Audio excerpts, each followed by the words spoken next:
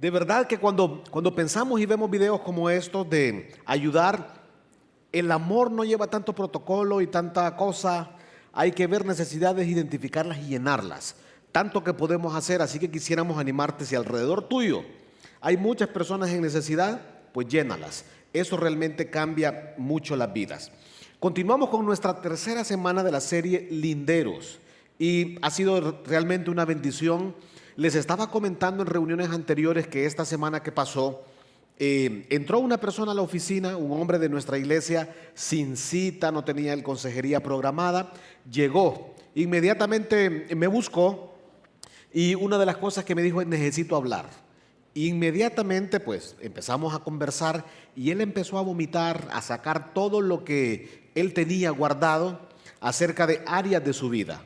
Y comenzó a relatarme cómo él había estado sufriendo por mucho tiempo atrás, desde pandemia, cómo había involucrado su vida en áreas de pecado una vez tras otra vez. Y me dice: no hay cosa más dura que venir a la iglesia, escuchar que Dios te habla, regresar a nuestra casa, seguir igual, a veces empeorar, a veces tratar de mejorar. Al fin, yo le dije: realmente qué bendición escucharte, bendición ver cómo tu vida está cambiando, cómo tu vida hoy puede comenzar de nuevo. Y yo creo que de eso se trata, que tú vengas y reconozcas y digas: Señor, hasta aquí. Este lindero se movió y yo necesito hacer algo respecto a mi vida. Y la conversación de hoy tiene que ver con linderos entre la carne y el espíritu. La carne y el espíritu. Si nosotros pudiéramos hoy poder discernir y decir: bueno, ¿qué tan carnal me siento yo? ¿Qué tan espiritual ando? Pero quisiéramos repasar un poco lo que hemos estado conversando, así que vamos a refrescar un poco ese pasaje de Proverbios que dice: no traspases los linderos antiguos que pusieron tus padres. Y recordemos un poco lo de linderos. La definición de linderos era un límite que sirve de frontera en nuestras vidas. Son límites o son valores que implican una revisión constante y un mantenimiento. ¿Por qué decíamos esto? Porque puede ser que en muchos casos nosotros hayamos movido un lindero de esos y decíamos que la tragedia es que a partir de que se movió ese lindero, nosotros creamos que todo a partir de ahí es normal. Y ahí puede empezar la carnalidad, puede empezar el error, puede empezar a errar. La dinámica del lindero, dijimos que lo que sucedía era que traía un estándar a nuestra vida. ¿Recuerdan eso? Traía el poder de mejorar, de llevar nuestra vida de progreso en progreso, de triunfo en triunfo. También dijimos que es lo que nos separa del peligro. El lindero tenía ese poder de separarnos del peligro. Y era una línea que me mantenía para no desviarme de mi corazón ni perder la dirección de mi corazón del Señor. Y hablábamos también de un proverbio. El proverbio decía lo siguiente: el prudente ve el peligro y lo evita. De esto se trata la vida. Lo evita. No podemos quitar los peligros, los vamos a enfrentar, pero los podemos evitar. Y el insensato, dice Salomón, básicamente sigue adelante y recibe el daño. Entonces comencemos hoy a que Dios nos hable en el sentido de la siguiente manera: ¿qué tan carnal o qué tan espiritual? Si pudiéramos tener un carnómetro hoy y pudiéramos decir: wow, ¿qué tan carnal me he sentido el último mes, por ejemplo? Hay momentos donde nuestra familia, porque nuestra familia es la que más nos conoce, nuestra familia podría decir: en algunas ocasiones yo siento que tú andas bastante carnal. O nuestra familia podría decir: sin duda alguna, es evidente el espíritu afable, el espíritu, que él es una persona bastante espiritual. Pero hoy la palabra nos va a ayudar a saber internamente a nosotros qué tan espiritual o qué tan carnal podemos andar. Quiero llevarte al libro de Gálatas capítulo 5, versículo 16 en adelante. Acompáñame en la lectura. Digo pues, vivan según el espíritu. Comienza diciendo Pablo: vivan de una forma agradable, de una forma obediente y de una forma donde se progresa espiritualmente. Vivan según el espíritu y no satisfagan los deseos de la carne. Cuando habla de deseos de la carne son mente, voluntad, emociones, todo lo que tiene que ver con nosotros día a día, hora tras hora. Porque el deseo de la carne se opone al espíritu y el del espíritu se opone a la carne. Y estos se oponen entre sí para que ustedes no hagan lo que quieran hacer. Yo no sé entonces si recuerdas ese momento donde tú querías pecar. Tú querías pecar y sabías que lo que estabas haciendo era pecado y el Espíritu Santo te estaba encendiendo una luz y te decía, no lo hagas, esto no está bien, esto es incómodo, esto contricta el espíritu, porque se oponen, es una lucha. Entonces, si tú tienes el Espíritu Santo y el Espíritu Santo vive en ti y el Espíritu Santo te incomoda, es para eso. Esa lucha que hay es para eso, para evitarte la conducta pecaminosa. Y cada vez que tú ganas una batalla, pues progresas espiritualmente. Y ese progreso espiritualmente no solo te beneficia a ti, beneficia a las personas que te rodean. Más adelante dice, pero si ustedes son guiados por el Espíritu, no están sujetos a la ley. Las obras de la carne se manifiestan. Entonces, hoy podemos decir, ¿cómo sé que soy carnal? Pero las obras de la carne se manifiestan en adulterio, fornicación. Esa palabra, o esas dos palabras, en el original significa pornea, viene de pornografía, pero un elemento para poder asociarlo es cuando tú das rienda suelta a algo. Entonces, tú lo puedes traer a tu vida y puedes decir, ¿cuándo fue la última vez que yo di rienda suelta a un área en mi vida? ¿O qué área actualmente yo le doy rienda suelta y no la puedo controlar? Eso tú puedes decir, eso es una obra de la carne. Aquello que da rienda suelta y yo no lo puedo controlar. Hay un momento, hay una hora salvaje en mi vida que no puedo controlar. Esa es una obra de la carne. Dice, inmundicia, lascivia, es una conducta excesiva. Esta es otra área. ¿Qué área en tu vida es excesiva hoy? Que tú dices, yo me paso de la raya con esto. Y inconscientemente decimos, me paso de la raya, me paso del lindero. Una conducta excesiva. Idolatría, hechicería. Y aquí viene lo interesante. Cuando pensamos en áreas de la carne, Pablo resume tres áreas importantes. Número 1, sexualidad. Número 2, religión. Y número 3, relaciones interpersonales o relaciones humanas. En estas tres áreas, en estos tres tópicos, tú podrías decir, voy a hacer un examen de cómo ando en mi vida espiritual, qué tan carnal o qué tan espiritual ando. Entonces él dice, idolatría, hechicería, enemistades, pleitos, celos, iras, contiendas, disensiones. Tú podrías decir, ¿por qué me cuesta tanto? ¿Por qué me vuelvo tan celoso? ¿Por qué soy irascible? ¿Por qué frecuentemente estoy en pleitos? ¿Por qué estoy en enemistades? Entonces es casi real que tú podrías decir, ando en la carne. Cuando algo de esto está en ti y abunda y persiste y estás en la carne. No porque nosotros lo decimos, sino porque la Biblia te lo dice que es una obra que se está manifestando. Entonces no puedes poner una excusa y decir, no, es que me sacan de quicio. Nada.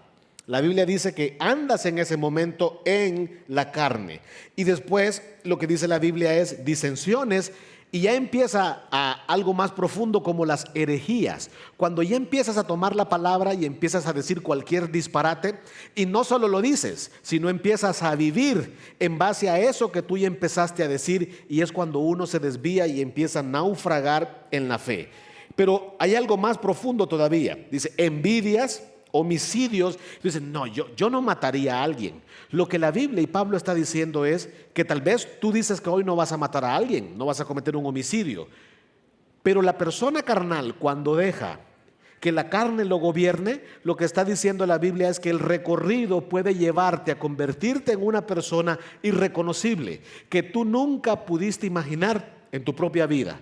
La desconfiguración en la vida de un ser humano cuando anda en la carne es terriblemente destructivo. Homicidios, borracheras. ¿Se acuerdan del fin de semana anterior? Dijimos que básicamente el control de algo se llamaba libertinaje. Libertinaje nos controla, hace que perdamos todo juicio y cometemos todo tipo de pecados. Borracheras, orgías y cosas semejantes a estas, dice Pablo. Acerca de ellas les advierto, como ya antes les he dicho, que los que practican tales cosas no heredarán. Dinámica de reino, el reino de Dios. No podrás disfrutar, difícil puedas disfrutar la vida abundante, todo lo que Dios ha dado, porque la vida en la carne es de las cosas más duras y miserables que hay. Entonces, cuando la Biblia habla de celos, de enojo, habla de un enojo corrupto, habla de un resentimiento odioso. Pregúntate, ¿qué áreas? No solo qué áreas, sino reconocer y decir, yo tengo un problema de la carne en esto específicamente. Más adelante dice Pablo, pero el fruto no es una cosa, es el complemento de todo. Pero el fruto del Espíritu es amor, amor, gozo.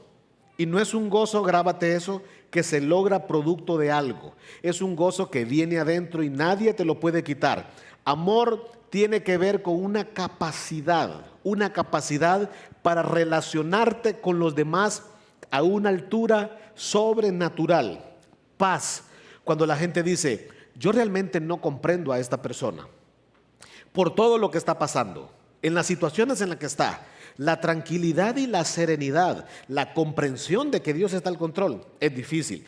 Pero no solo es un espectáculo que tú puedes ver en alguien, es una conducta que Dios puede hacer que tú experimentes todos los días, esa paz. Él dijo, yo le doy mi paz, como nadie las da. Paciencia, paciencia, benignidad, ese trato amable con los demás, bondad. La bondad es esa excelencia moral que tú le ofreces a las personas todos los días. Dice fe. Fe, cuando habla de fe, es una fidelidad, un compromiso de altura en tu vida que te hace estar entre los héroes de la fe. Si tú vas al libro de Hebreos, dice que por la fe pero eran personas débiles. Eran personas débiles, pero con una obediencia extrema. Mansedumbre. Dice, el fruto del Espíritu es mansedumbre. Tú puedes llegar a ser fuerte, pero bajo control. Eso es la mansedumbre, como que tú tomes un caballo, lo liberes. ¿Has escuchado esos carros que dicen tiene 8 caballos de fuerza? Pero tú puedes controlar toda esa fuerza y toda esa potencia. No hay cosa más maravillosa esa, que tú experimentes ese poder que actúa en ti, pero con un control increíble. Y el fruto del Espíritu habla de la templanza. Una persona con una serenidad y una estabilidad, llueva, haya huracanes, haga sol, lo que pase, tú te mantienes de una manera equilibrada. Eso es lo que Dios quiere para ti, todos los días. Piensa entonces el beneficio personal y el beneficio para tu familia cuando hablamos de esto. Y la Biblia enseña, contra tales cosas no hay ley. No hay nada externo que necesite auditarte, porque básicamente no hay ley, no hay cosa que te pueda medir. La gente va a disfrutar lo que está en ti. Verso 24, y los que son de Cristo han crucificado la carne con sus pasiones y deseos. Han crucificado, implica un esfuerzo, recordar que hay que mortificar, que hay que hacer un trabajo. Verso 25, y si vivimos por el Espíritu, vivamos también según el parámetro. Según el parámetro. Entonces, si yo vivo por el Espíritu, vivo según. El parámetro es, voy a ver qué es lo que dice la Biblia acerca del Espíritu. Gozo, paz, paciencia, ese es tu parámetro. Y dice la Biblia, el verso 26, no nos hagamos vanidosos. Sigue dándonos la Biblia, Dios a través de Pablo a los Gálatas nos está recordando, no nos hagamos vanidosos. Esa palabra es, no te concentres en las cosas fugaces de la tierra. Cuando tú vienes y en tu vida te concentras a vivir en las cosas fugaces, te vuelves una persona meramente terrenal. Pero dice la Biblia, no, piensa en las cosas eternas, enfocado en lo eterno, ni vanidosos, ni nos irritemos unos a otros, ni sintamos envidia unos a otros. Entonces piensa, ¿cuál es mi área? Carnómetro, ¿cuál es mi área? Según Gálatas capítulo 5, versículo 16 en adelante. ¿Cuál es mi área? Que Dios te dé sabiduría. Entonces la pregunta hoy es, ¿qué lindero se movió? Ese es el asunto a resolver hoy. ¿Qué lindero se movió? Que tú puedas ver hoy. El fin de semana anterior hablamos de familia. Si no lo escuchaste, pues ve a escuchar ese estudio que está bien amplio para que puedas entender lo del lindero. Y el primer fin de semana, Gustavo habló acerca de la introducción de los linderos antiguos, incluso de la riqueza de nuestro ADN como iglesia. El asunto es, ¿qué lindero se ha movido en tu vida hoy?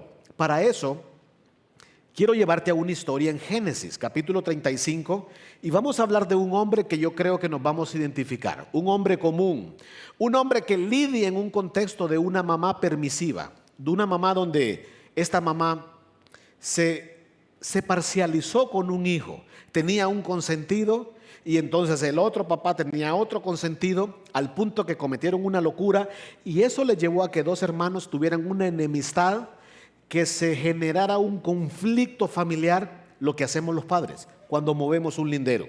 Y a este hombre llamado Jacob se le llama el usurpador, el mentiroso, el tramposo.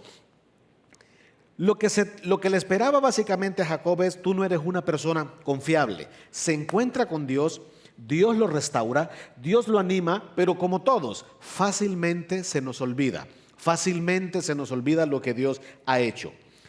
Capítulo 35 de Génesis. Dios le dijo a Jacob: prepárate, así empieza la acción, prepárate para ir a Betel y quédate allí. En Betel harás un altar al Dios que se te apareció cuando huías de tu hermano Esaú. Lo que le está diciendo el Señor es: ya no me adoras como me adorabas cuando me necesitabas. ¿Te acuerdas cuando huías de tu hermano Esaú? Entonces, ¿cuál es tu momento Esaú?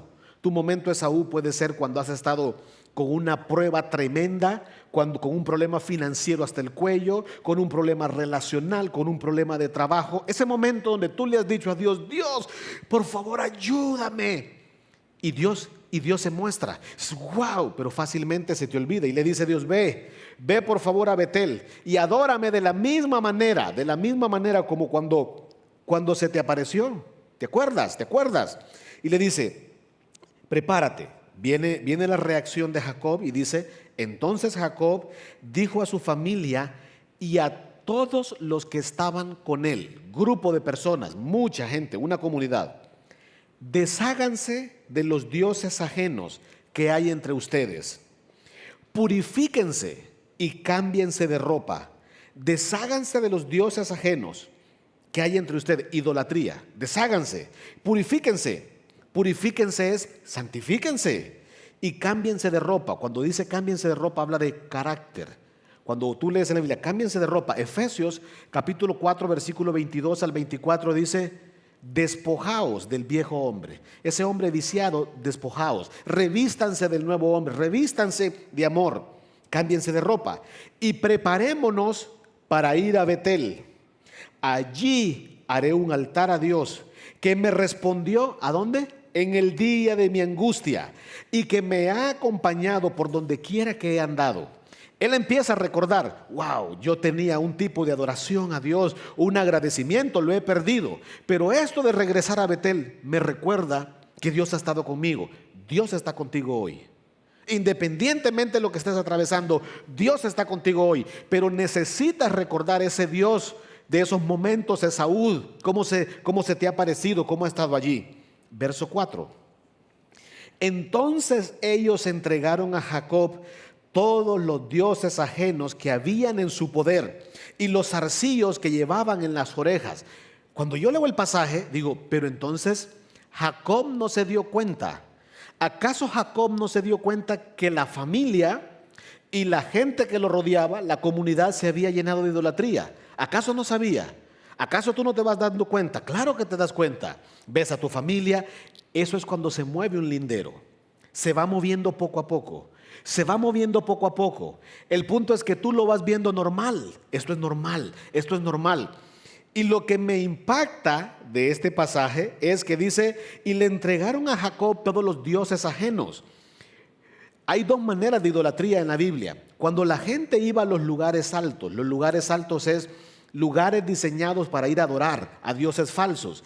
Pero la Biblia está hablando de muchos muñequitos, está hablando de muchos ídolos pequeños, montón de pichinguitos en sentido figurado, montón de cositas que están en casa, son cosas cotidianas que son parte de ti. La guardas en tu chaqueta, la guardas en tu cama, la guardas en el televisor, puede ser en tu celular, puede ser en tu mente. Montón de cosas pequeñas que se han vuelto un ídolo en ti. Y tú no lo ves grande. Tú dices: no, esto no es grande. Pero eran cotidianas, estaban allí. Y ellos agarraron todo eso y se lo dieron a este hombre llamado Jacob. Jacob los enterró bajo una encina que estaba cerca de Siquem. Empieza a operar el poder de Dios. Cuando tú empiezas a obedecer, Dios empieza a operar.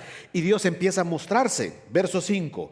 Cuando salieron, el terror de Dios cayó sobre las ciudades de los alrededores y nadie persiguió a los hijos de Jacob. Ellos estaban en desventaja como pueblo, pero empiezan a obedecer. Dios los guarda, los protege. Jacob y todo el pueblo que estaba con ellos llegaron a Luz. Esto es importante. Toma forma la conversación de hoy. Llegaron a Luz, es decir, Betel, ciudad que está en Canaán. Y Jacob edificó un altar y a ese lugar lo llamó Betel, porque ahí se había aparecido Dios cuando él huía de su hermano. Allí murió Débora, nodriza de Rebeca, y fue sepultada al pie de Betel, debajo de la encina del cual fue llamada Alon Bacut.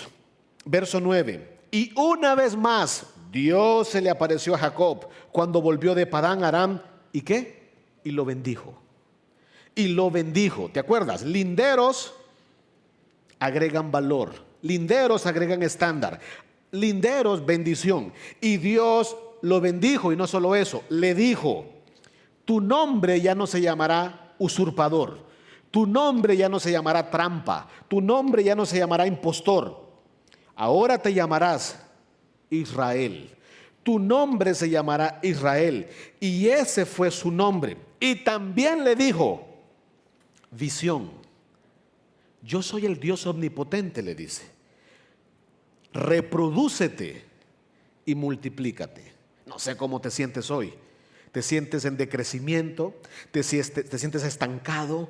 ¿Te sientes sin aspiraciones, sin visión? Y Dios dice: reprodúcete, crece, pero también multiplícate.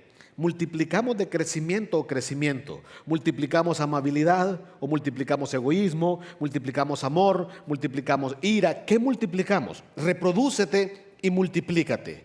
En ese lugar, Jacob levantó una señal de piedra. Se le llaman memoriales, cosas que te recuerdan a Dios. Levantó una piedra y con libación derramó aceite sobre ella al lugar donde Dios le había hablado con él. Jacob le puso por nombre Betel, memoriales. ¿Qué cosas te recuerdan que Dios ha sido bueno contigo? Piensa, ¿qué cosas te recuerdan que Dios ha sido bueno contigo? Entonces, vayamos a la gráfica. ¿Recuerdas cuando hablábamos de linderos? Dijimos que en los linderos está la zona roja, y está la zona verde. Pues la zona roja nos recuerda que es la zona de peligro. El prudente ve el peligro y lo evita. Hay un lindero. Y la zona de seguridad, pues, es esa vida abundancia donde Dios quiere que estemos. El punto es que el fin de semana anterior hablábamos del lindero dentro de la zona verde. Hoy estamos hablando del peligro que hay cuando estamos en la zona roja. Entonces, en la zona roja, el lindero en la zona verde estaba un poquito dentro de la zona verde, y dijimos lo siguiente: no pongas el lindero en la mera línea divisoria. La sabiduría es: pon el lindero un poco más adentro. Si golpeas el lindero, todavía tienes un margen de sabiduría. Pero entonces pensemos: estoy en la zona roja. ¿Cómo puedes saber que tú estás en la zona roja? ¿Cómo puedes saber que moviste el lindero? Pues con este pasaje que hemos leído, una primera manera es la idolatría. La idolatría. Cuando pensamos en nuestra vida, idolatría. Idolatría son ese montón de muñequitos, ya lo viste. No precisamente es aquel ídolo grande, evidente, que tú dices: wow, qué evidente. No, son ese montón de cosas pequeñas, poquitas decisiones. Descifremos un poco mejor. Un ídolo. El ídolo es algo que comienza a quitarte tu tiempo. Piensa, comienza a quitarte tu tiempo, comienza a consumir tiempo, comienza a consumir tu energía, comienza a consumir tu fuerza, pero comienza a consumir tu afecto. Y dices: wow, y se vuelve tan importante para ti. El punto es el siguiente: que nosotros no identificamos algunos ídolos. Puede ser positivo, puede ser negativo. Hasta una persona puede ser un ídolo, por ejemplo, un familiar, por ejemplo. Pierdes el balance, pierdes el equilibrio. ¿Cuántas mujeres han perdido el equilibrio con su esposo por un hijo, por ejemplo? O al revés, y así sucesivamente. La falta de equilibrio. Pero hay otro tipo de ídolos, por ejemplo, la soledad. La soledad. Dices: no, la soledad no es mi ídolo. Piensa, por eso se llama soledad, porque es una mentira que tú la aprendas hasta a disfrutar. Me siento tan solo. El miedo puede ser un ídolo. Las excusas, la tristeza, cualquier tipo de emoción que te consume, y al punto que se ha vuelto crónico. ¡Wow! Se volvió crónico. Puede ser idolatría. Avancemos un poco más. La mundanalidad. ¿Cuándo se movió el lindero? En la Biblia lo que vemos es que Dios le dice a Jacob: Jacob, regresa a Betel. Y lo está confrontando, le dice: regresa, revisa, audita tu vida, audita tu alrededor. Hay mucha idolatría. El mundo se ha metido en medio de ti. Entonces, mundanalidad. ¿Cuándo sé que estoy impregnado del mundo? El punto es, estamos en el mundo, pero no somos del mundo. Dios dice: no te ruego que los quites del mundo, sino que los guardes del mal. El punto es, no amen el mundo ni las cosas que están en el mundo. Lo que está diciendo es el sistema de ideas, algo que se llama cosmos. No es algo que vemos. Solo a través del Espíritu podemos discernir cuándo nos impregna. Entonces, una manera fácil de entender la mundanalidad es aquellas áreas cuando Dios y la palabra han dejado de ser mi autoridad. Hay áreas en nuestra vida, hay decisiones que nosotros tomamos en las que ya la autoridad, la Biblia, no es autoridad. Y dicen: no, si yo sé que la Biblia dice, pero ni modo, yo voy a hacer esto. El mundo. Eso precisamente es el mundo, cuando el mundo entró. Y una manera de ver la mundanalidad es cuando hay confusión. Entonces, bueno, ¿y qué es esto? ¿Espíritu o carne? ¿Espíritu o mundo? La confusión. El Espíritu revela, el Espíritu muestra, porque somos seducidos. Y una mejor manera de ver la mundanalidad, una palabra es inclinación. Inclinación.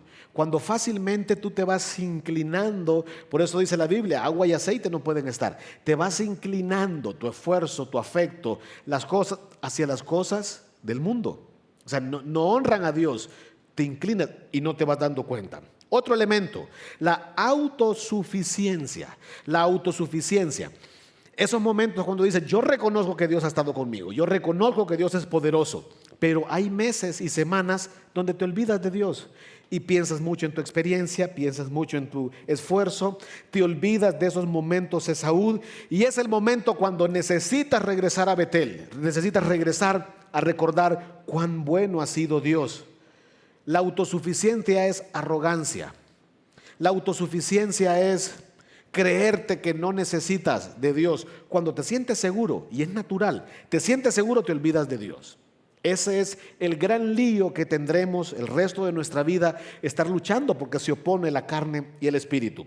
Y un cuarto elemento es la frialdad. La frialdad.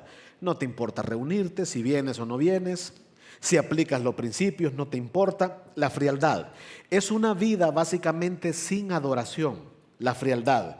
Y hay una frase que te va a ayudar a entender qué tan frío estás.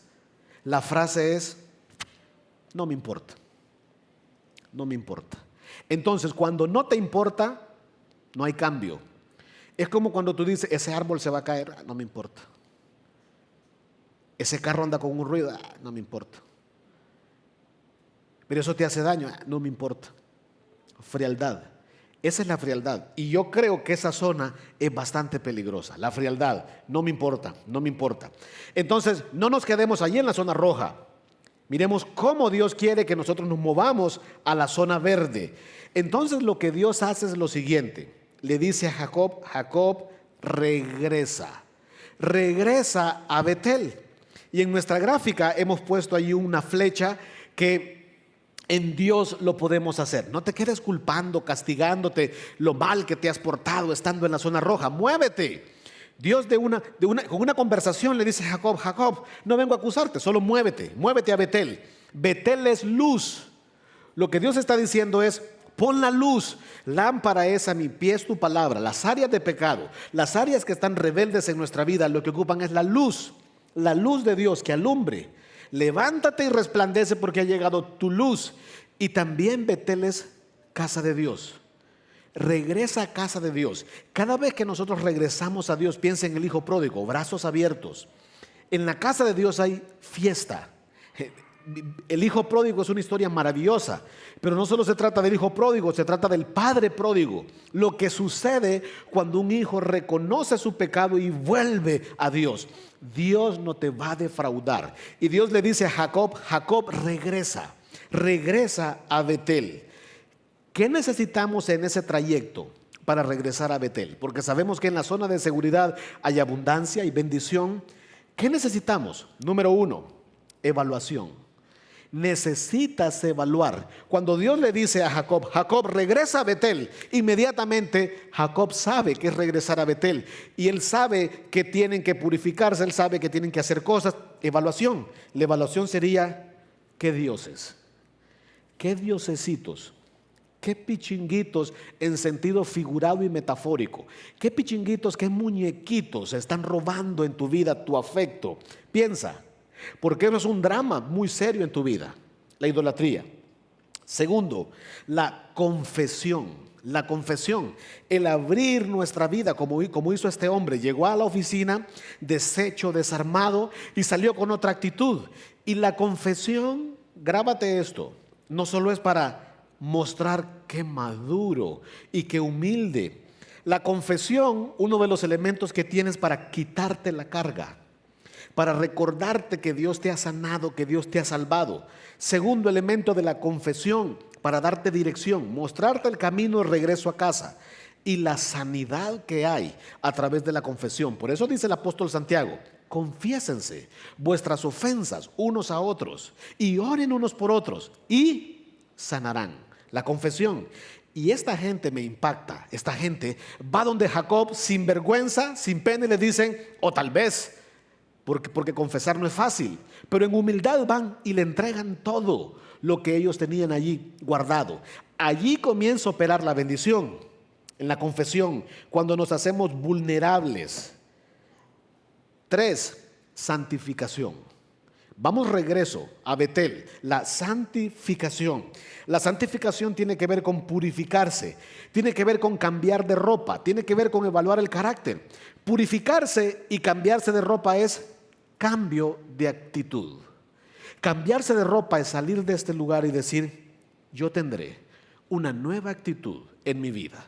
Yo tendré una nueva conducta, eso es cambio de ropa. Vestirse del nuevo hombre, vestirse de la palabra, vestirse de las nuevas actitudes. Por eso, en la historia del hijo pródigo, el padre todos los días esperaba el regreso, porque lo que nos enseña es todos los días, Dios espera que nosotros cambiemos, todos los días. Y todos los días está listo una fiesta en casa del padre. Pero no solo eso, hay un anillo, había ropa, había sandalias para recordarle a él quién era. Porque el pecado nos ensucia la mente también. Y recuerdan, fue tan chocante que el hermano mayor salió y le dijo, ¿cómo es posible que haya fiesta cuando esta persona ha hecho esto, esto y esto? Porque Dios es tan bueno que quería recordarle a él su identidad, pero quería devolverle socialmente su identidad para que todos recordaran que él era hijo. Y eso es lo que tú eres, un hijo. Cuando regresamos a Betel, recordamos eso. Santificación, adoración. Adoración, eso es otro de los elementos que sucede cuando regresamos a Betel. De las cosas que perdemos cuando nos enfriamos, cuando nos volvemos más mundanos, cuando nos volvemos idólatras, autosuficientes y fríos, es la adoración. ¿Y qué es la adoración? Romanos capítulo 12, versículo 1. Os ruego por las misericordias de Dios que presenten vuestros cuerpos en sacrificio vivo y santo, agradable a Dios, que es el culto, es la adoración de ustedes. Entonces, ¿cómo adoro a Dios? Cuando le ofrezco mis decisiones, cuando le ofrezco mi obediencia, cuando le ofrezco mis actitudes santas a Él, estoy adorando. Se pierde la adoración cuando andamos en la carne, la adoración, y es sin estorbos. Por eso dice la Biblia, cuando vayas a adorar y te acuerdas que tienes algo contra tu hermano, deja tu ofrenda en una esquina, ve a solucionar eso y después regresa.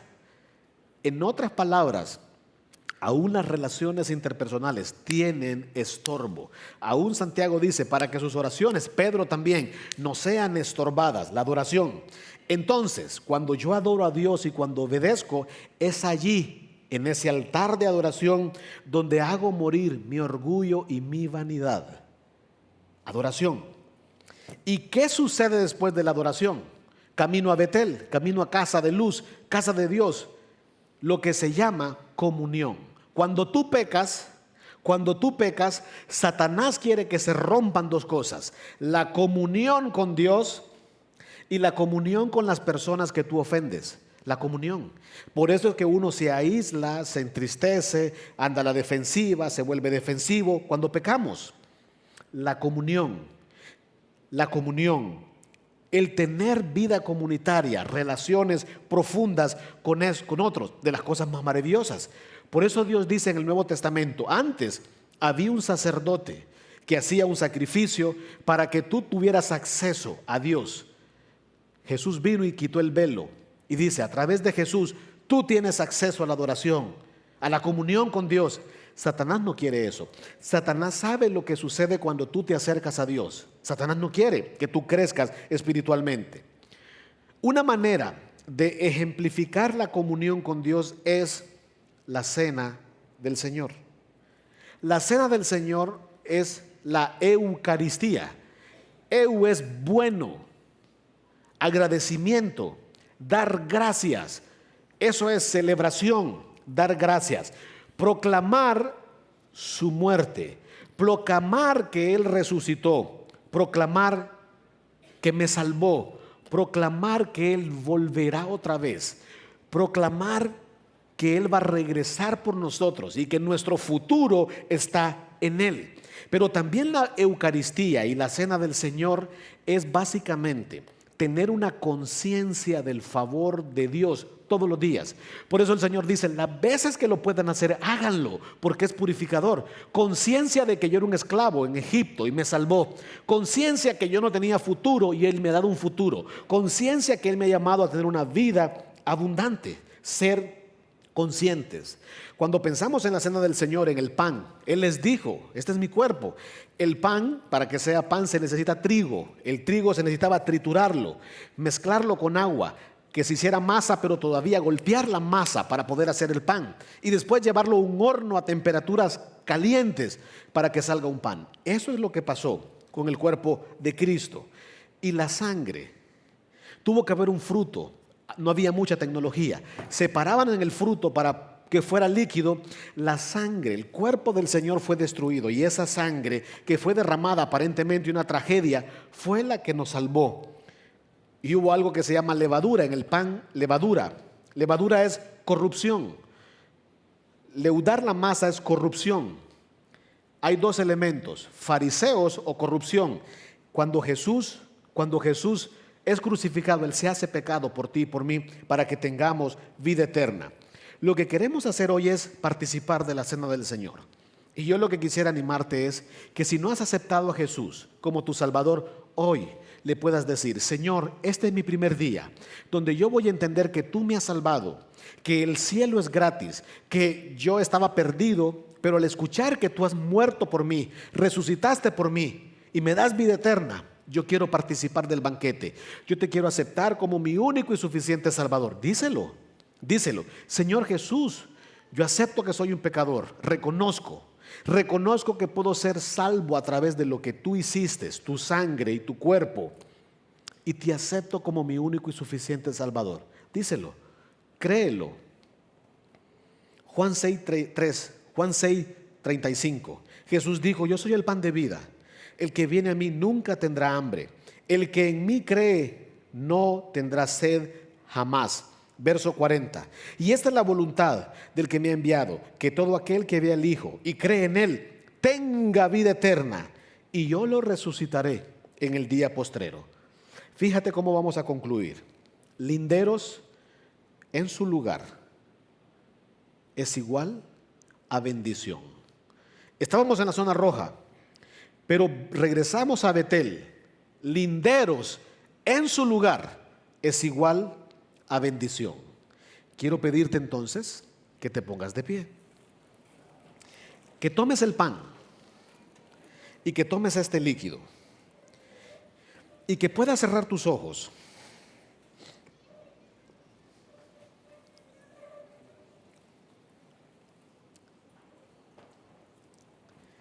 Mientras estás con tus ojos cerrados,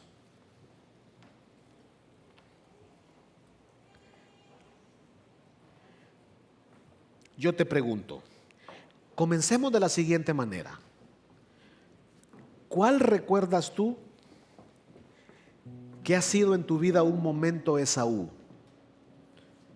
¿Cuál fue ese momento, Esaú, donde huías desesperadamente en tu mente, en tu corazón, en tu voluntad y le decías: Dios, ayúdame, por favor? ¿Te acuerdas? ¿Te acuerdas la intensidad con la que adorabas y dependías de Dios? El ejercicio no es para sentirte mal. El ejercicio es para que recuerdes que en ese momento había desesperación de Dios. En ese momento había deseo de adorar. Había un momento espiritual en ti. Te pregunto, ¿qué linderos crees tú que Dios te mostró que se han movido hoy en tu vida? ¿Cuáles son esos muñequitos en sentido figurado? ¿Cuáles son ese montón de situaciones que roban tu tiempo, tu fuerza, tu voluntad y tu afecto, y te han alejado de que ames a Dios, te han alejado de tu primer amor? Idolatría, mundanalidad, autosuficiencia, frialdad. Lo bello de esta historia que Dios le dice a Jacob: Jacob, tu pecado no es más grande que mi amor.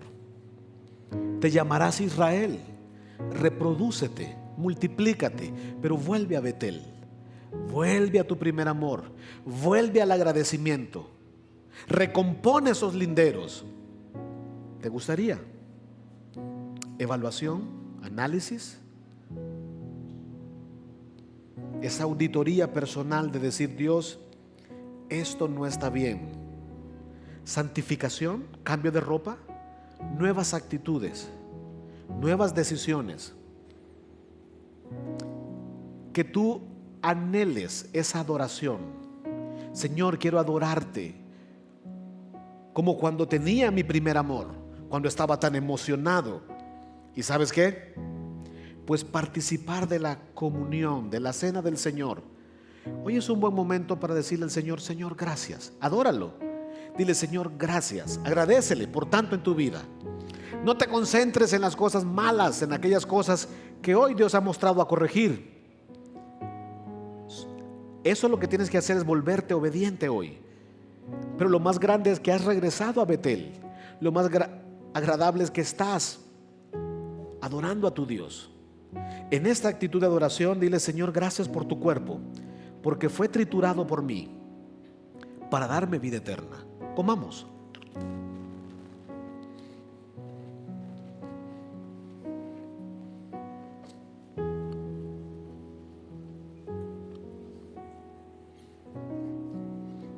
Dice el Señor: cada vez que se reúnan y participen de la cena del Señor, háganlo en memoria de mí. Lo que quisiera animarte: hazlo más frecuente con tu cónyuge, hazlo más frecuente con tu familia, hazlo más frecuente con tus amigos. Recuérdales a otros agradecerle a Dios. Dile: Señor, gracias por tu sangre derramada en la cruz para limpiarme, darme vida eterna y darme una vida abundante. Bebamos. Señor, sigue trabajando en nuestra vida.